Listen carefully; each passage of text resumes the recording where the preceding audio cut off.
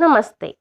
मैं संवत्सला पंढरीनाथ नाइक ऑनलाइन शिक्षा प्रणाली में आपका स्वागत है। आज का विषय है, आज हम देखेंगे इयत्ता 7वीं विषय हिंदी व्याकरण पाठ 6 चंदा मामा की जय। इस पाठ के अंत में यानी पेज नंबर 43 पर दिए भाषा की ओर निम्नलिखित वाक्य पढ़ो और मोटे और अंडाकृति घेरा में छपे शब्दों पर ध्यान दो। यहाँ भी हमें एक चित्र दिखाई पड़ रहा है। इस चित्र में यानी इस मटके में पर हमें कुछ शब्द दिखाई दे रहे हैं, जैसे अथवा, परंतु, और, तो, क्योंकि। और उस मटके से निकली रेखाओं पर कुछ वाक्य दिए गए हैं,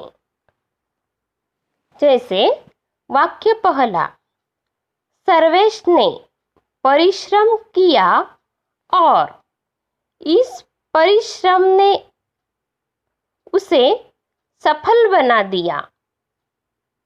इस वाक्य में और यह शब्द हमें स्पष्टता से दिखाई पड़ रहा है। दूसरा जो वाक्य है, मैं कर्ज में डूबा था परंतु मुझे असंतोष न था। इस वाक्य में भी हमें परंतु यह शब्द स्पष्टता से दिखाई पड़ रहा है। तीसरा जो वाक्य है, प्रगति पत्र पर माताजी अथवा पिताजी के हस्ताक्षर लेकर आओ।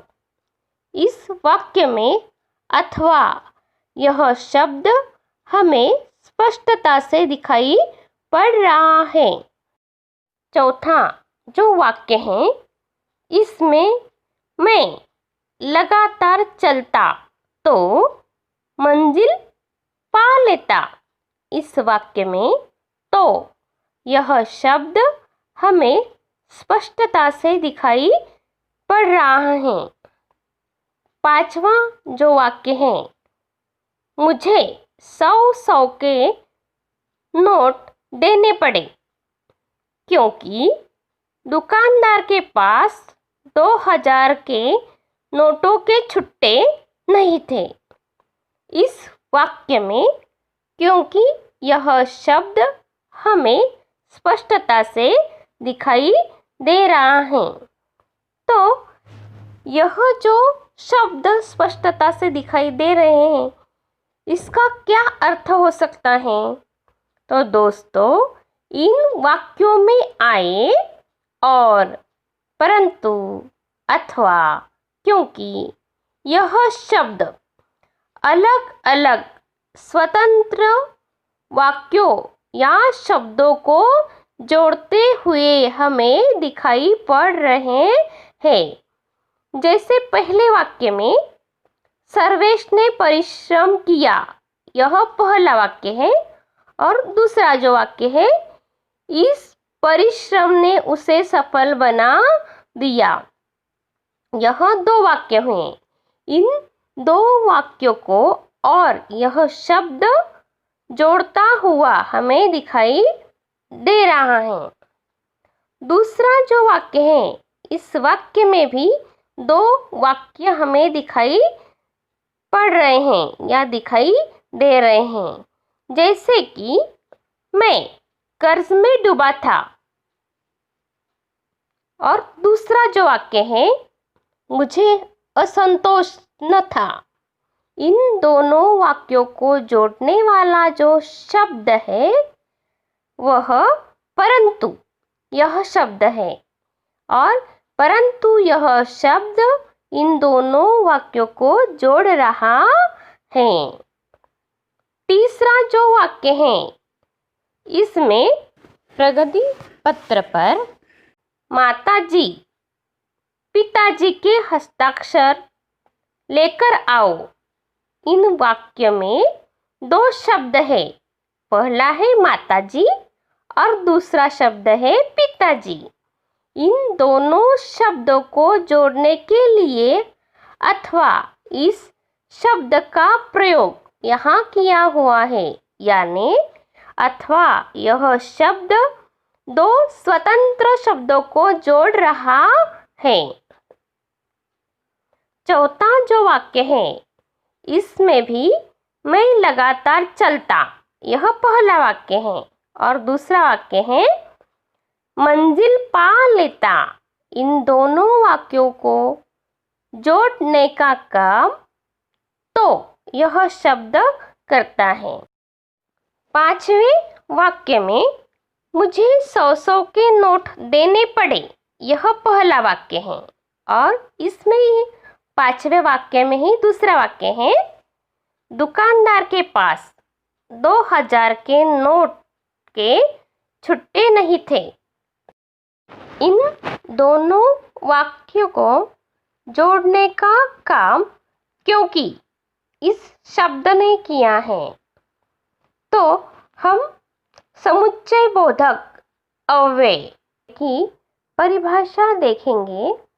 जो अविकारी शब्द दो शब्द वाक्यांशों या वाक्यों को परस्पर मिलाते हैं, उन्हें समुच्चय बोधक अव्यय कहा जाता है। और परंतु अथवा तो क्योंकि यह शब्द समुच्चय बोधक अव्यय हैं। विस्मयादि बोधक के कुछ उदाहरण देखेंगे। वाह, क्या रंग बिरंगी छटा है। दूसरा वाक्य है अरे हम कहाँ आ गए। तीसरा वाक्य है अरे रे पेड़ गिर पड़ा। चौथा वाक्य है छी तुम झूठ बोलते हो। पांचवा वाक्य है शाबाश इस तरह साफ सुथरा आया करो। तो बच्चों, वाह क्या रंग बिरंगी छटा है। इस वाक्य में वाह इस शब्द को अंडाकार घेरा लगाया हुआ है। दूसरा जो वाक्य है अरे हम कहाँ आ गए, यह जो वाक्य है, इस वाक्य में अरे इस शब्द को अंडाकार घेरा लगाया हुआ है। तीसरा जो वाक्य है अरे रे पेड़ गिर पड़ा। इस वाक्य में अरे रे यह जो शब्द है, इस शब्द को अंडाकार घेरा लगाया हुआ है। चौथा जो वाक्य है छी तुम झूठ बोलते हो।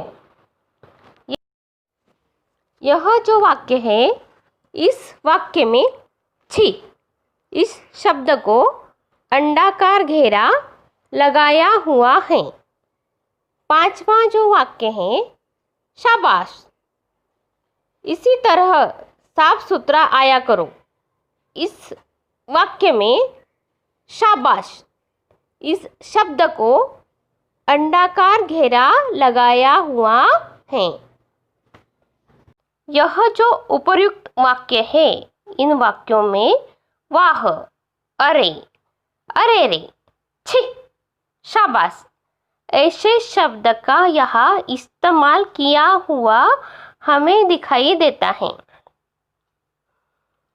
खुश, आश्चर्य, दुख, घृणा, प्रशंसा, यह जो भाव है वह भाव हमें शब्द से निकलते हुए दिखाई देते हैं।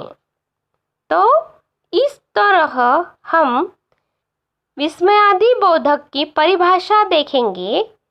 जो अविकारी शब्द वक्ता, वक्ता यानी कौन, बोलने वाले को क्या कहते हैं, वक्ता कहते हैं। वक्ता के हर्ष, शोक, घृणा, विस्मय, भय आदि भाव को व्यक्त करते हैं, उन्हें विस्मयादि बोधक कहा जाता है।